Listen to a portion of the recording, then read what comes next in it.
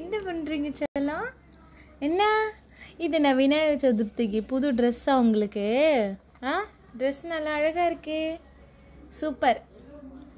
சரி சரி, வரைக்கும் வந்துச்சு. சாமி கும்பிட்டு அப்புறம் அரங்கிக்கலாண்டி செல்லம். ஓகே, இப்போ சாமி கும்பிட்டு சாப்பிட்டு அப்புறம் வாங்கிக்கலாம். ஓகே, வரைக்கும் வந்துச்சு செல்லத்துக்கு.